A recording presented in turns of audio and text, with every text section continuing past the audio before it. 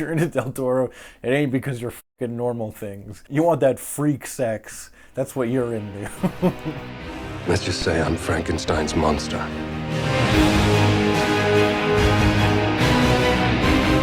Say it out loud. Frankenstein! Frankenstein. Frankenstein. My name, it's pronounced Frankenstein.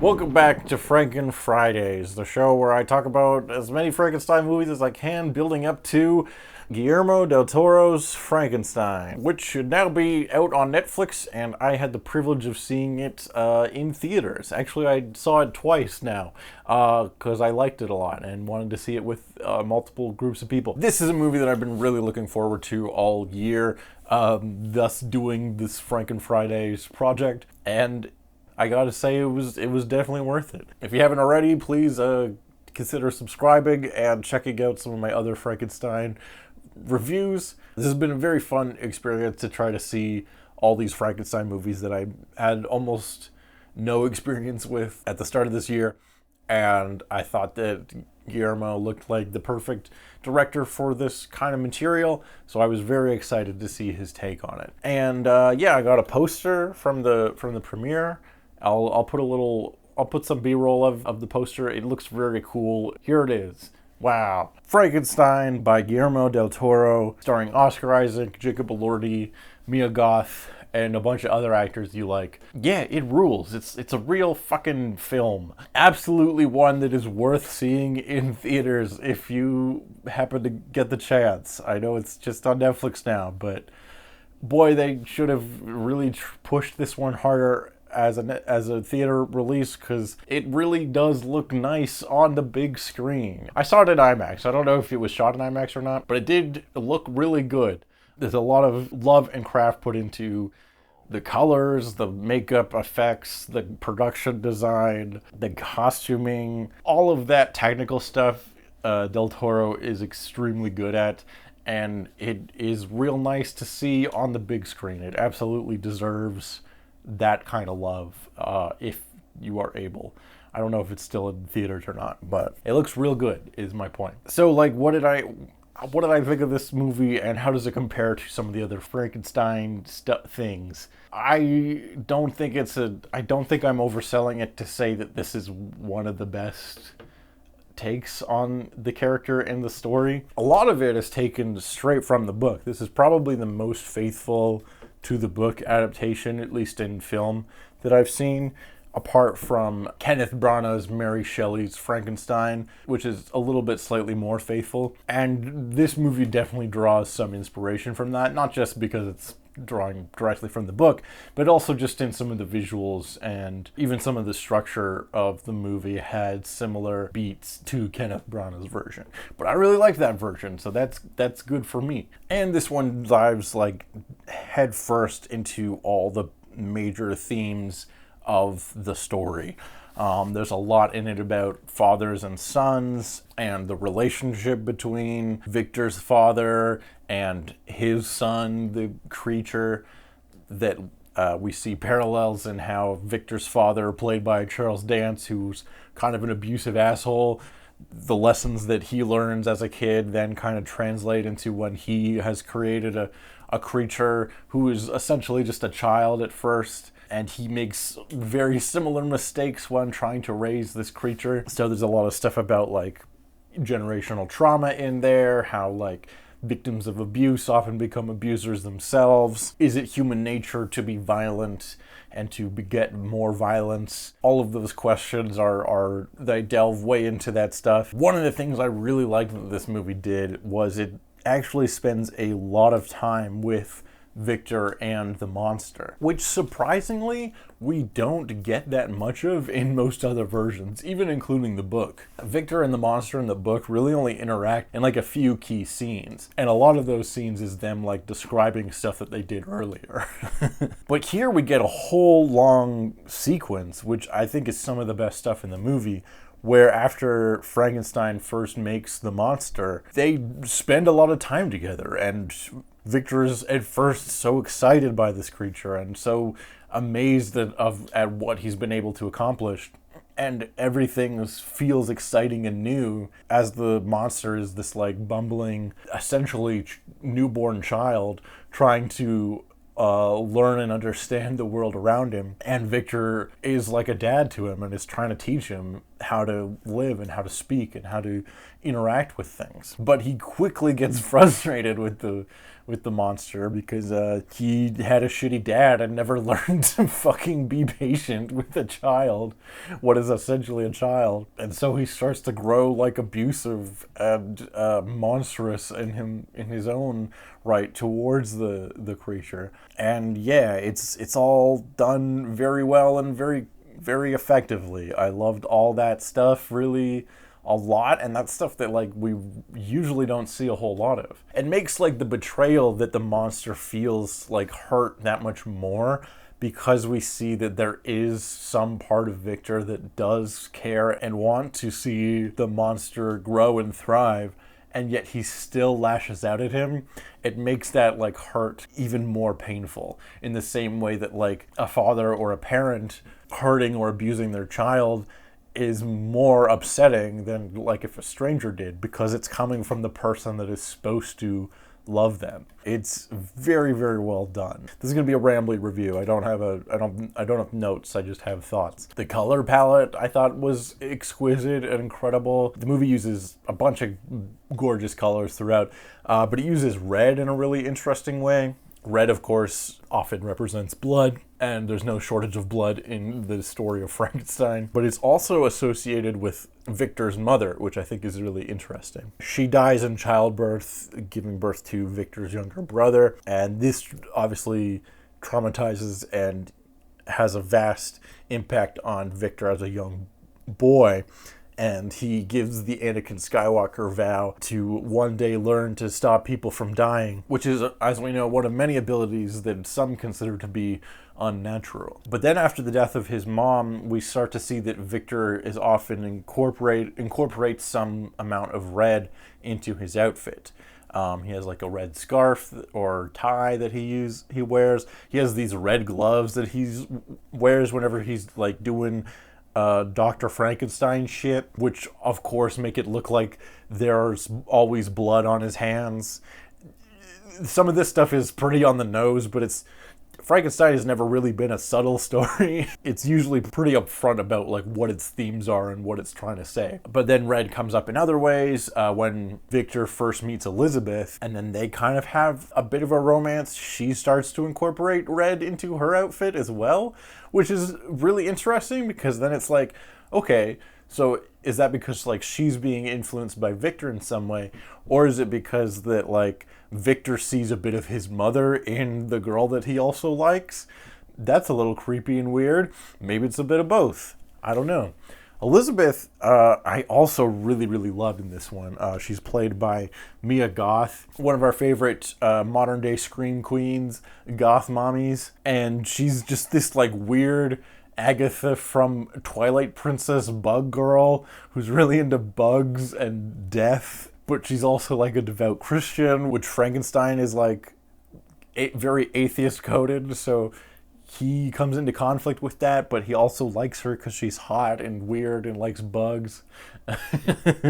She's also engaged to his brother, which is a big departure from the book, where typically in the book, or even just most other versions of the story, Elizabeth is Frankenstein's love interest and fiance, and they are set to get married. She's into him for whatever reason.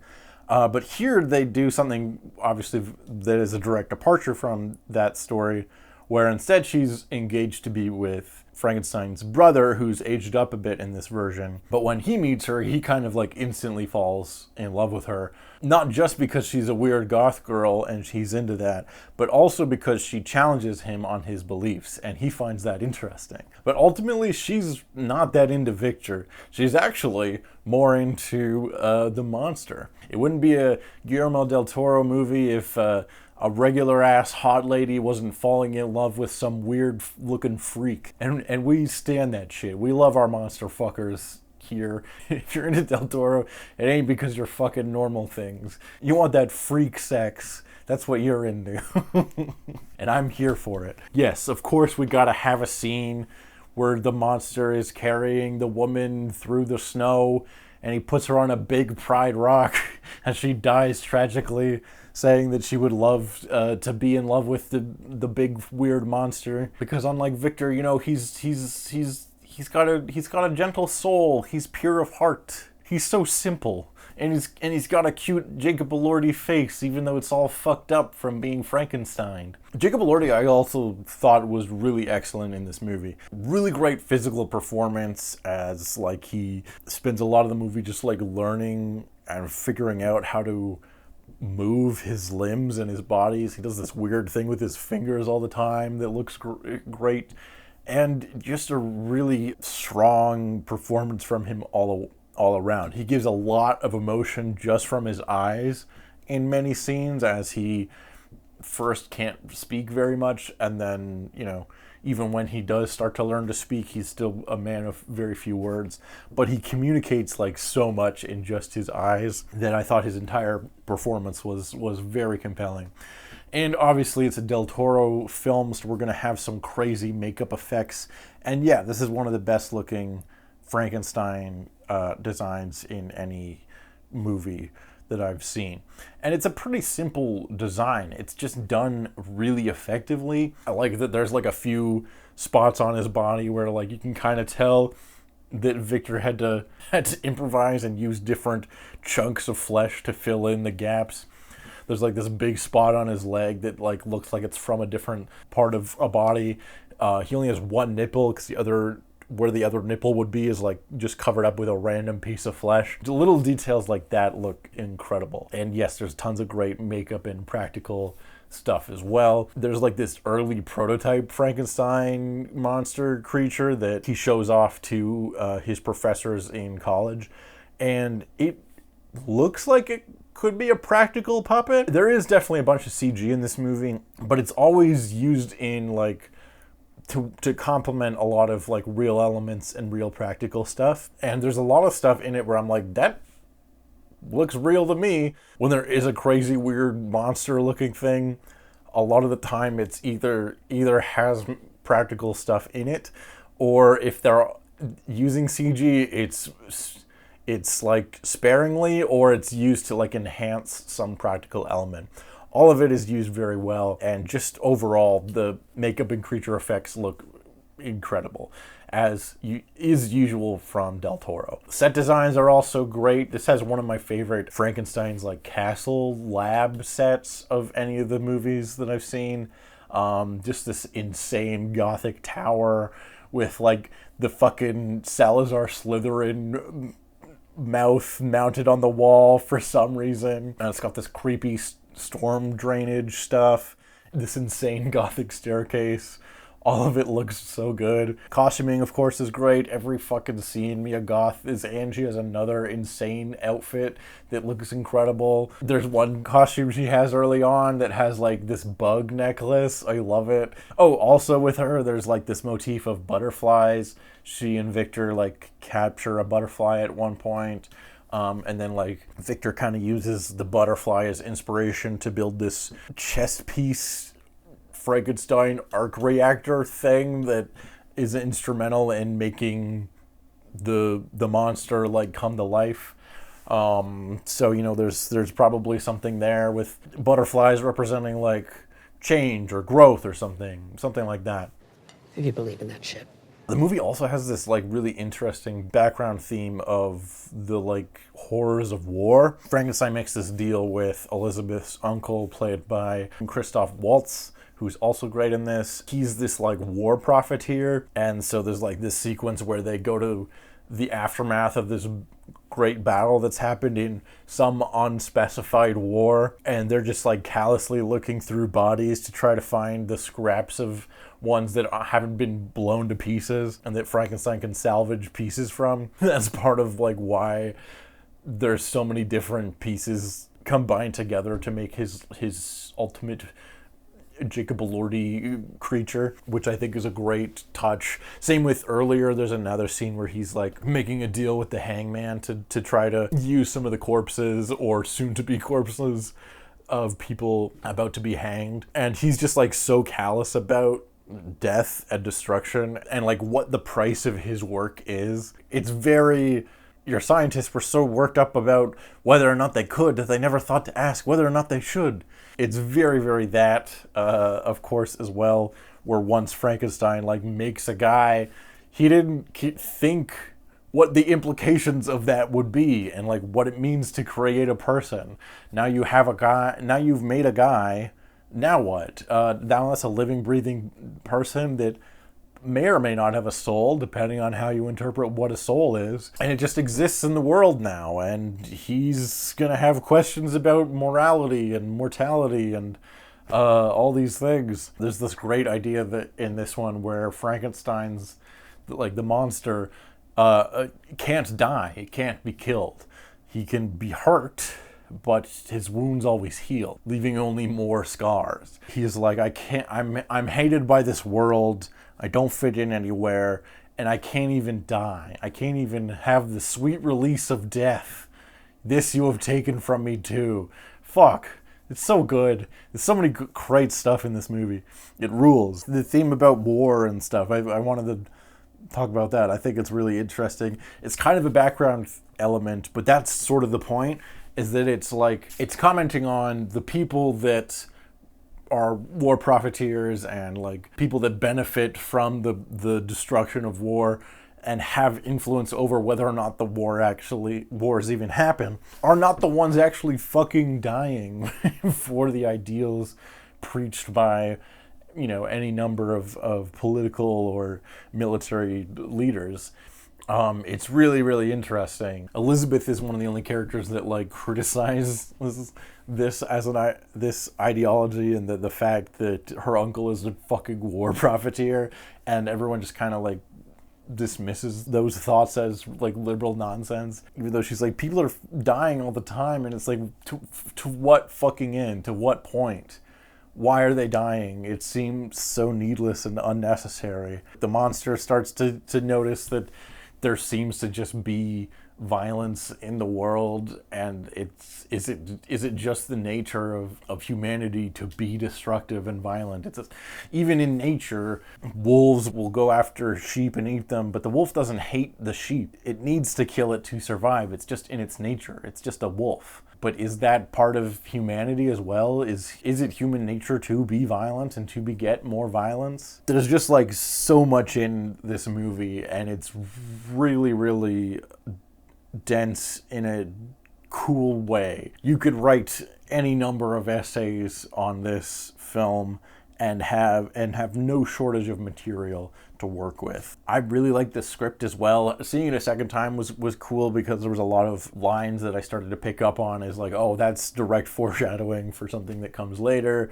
or oh, that's a very blatant metaphor that is reflective of the whole movie. There was one line where Victor was talking about how he's created life and now what? Like, he doesn't know where to even go from here because he doesn't think things through. And he says, I've reached the end of the earth and there's no more horizon, which is obviously a cool line in its own right, but it's a very direct parallel to the whole storyline with the ship, which I forgot to even mention. We have the whole storyline with the ship in this movie too, which is the framing device of the book. It opens with this ship that's trying to reach the North Pole, and they come across this weird guy, Frankenstein, and he's like, let me tell you my story.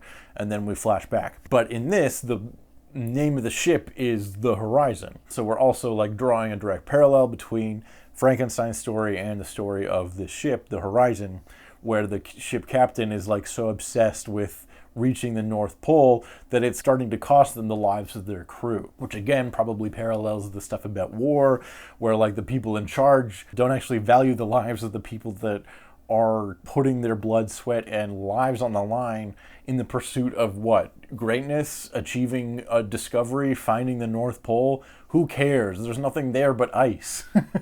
And of course the line being, reach the end of the earth and there's no more horizon. Obviously, this is the path that the ship captain has set on. He's trying to reach the end of the earth, and what would the cost be?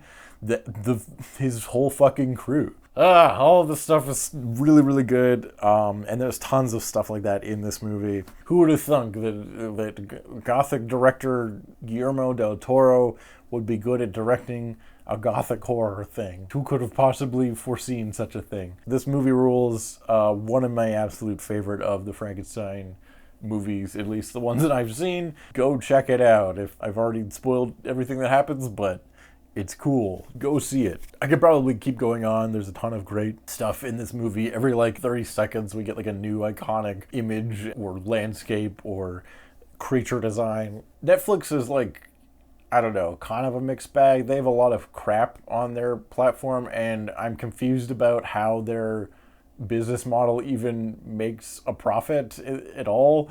So sometimes it feels like the whole thing is they're scamming someone. But at the same time, they're also willing to give creators money to make cool shit, and then they don't really care that much about what or how they spend it. So every now and then we get a cool project like Del Toro's Frankenstein, and it gets to be this cool, epic magnum opus of a type of work.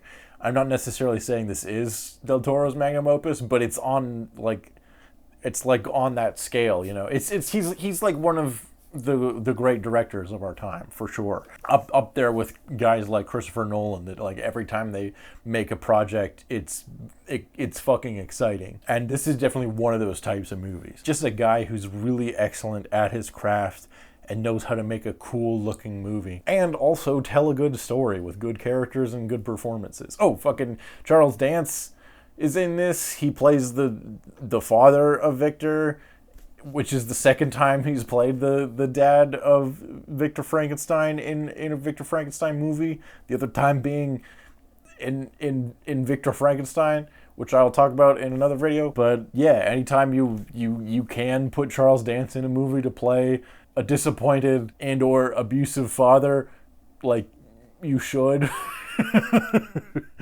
Because he's excellent. He's only in this for a couple scenes, but you're like, wow, fuck that guy. He's so good. Anyways, check out this movie. It rules. One of the best Frankenstein movies. But where specifically does it rank among all the other Frankensteins? Well, we'll have to wait and see, because I'm going to be doing that in a later video after I see the upcoming The Bride by Maggie Gyllenhaal, which I'm also really looking forward to. That comes out early next year. And there's a couple other Frankenstein movies that I want to squeeze in reviews for. Please subscribe and watch some of my other Frankenstein stuff.